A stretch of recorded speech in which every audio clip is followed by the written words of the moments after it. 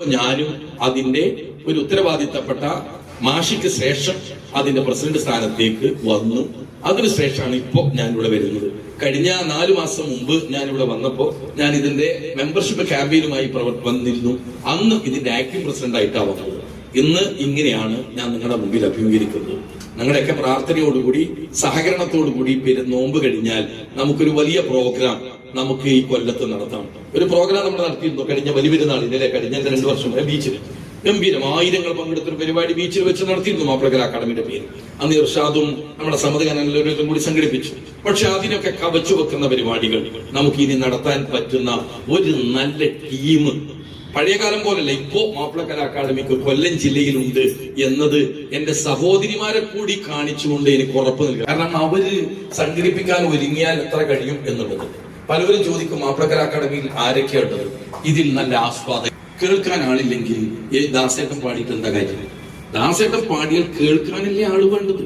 അവർ കേൾക്കാൻ വരണമെങ്കിൽ ആദ്യം വേണ്ടത് ആരാ? സംഘാടകരല്ലേ വേണ്ടത്. അപ്പൊ സംഘാടകരാണ് പ്രാധാന്യം. അതോടൊപ്പം തന്നെ ആസ്വാദകരാണ് മറ്റൊരു പ്രാധാന്യം. അപ്പോ അതിന് പ്രാമുഖ്യം കൊടുത്തുകൊണ്ടാണ് സംഘടിപ്പിക്കേണ്ടത്.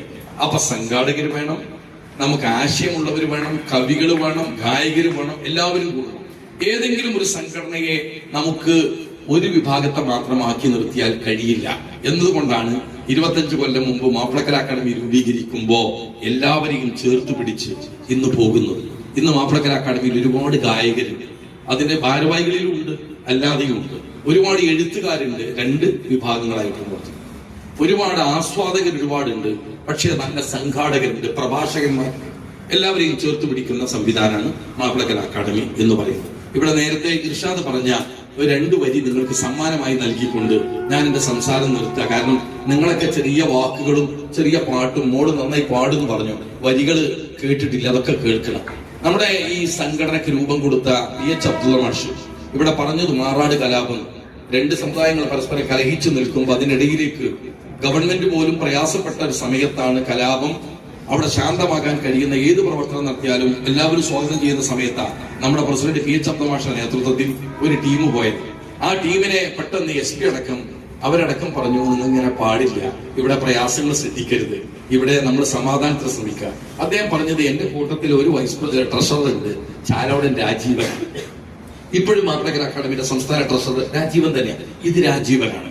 ഇപ്പുറത്ത് ഉള്ളത് സണ്ണി ഫിലിപ്പാണ്, അപ്പുറത്തുള്ളത് നമ്മുടെ സാമുവൽ പ്രേംകുമാറാണ്, ഇങ്ങേപ്പുറത്ത് ഇരിക്കുന്നത് നമ്മുടെ കൂട്ടത്തിൽ ഷെരീഫാണ്.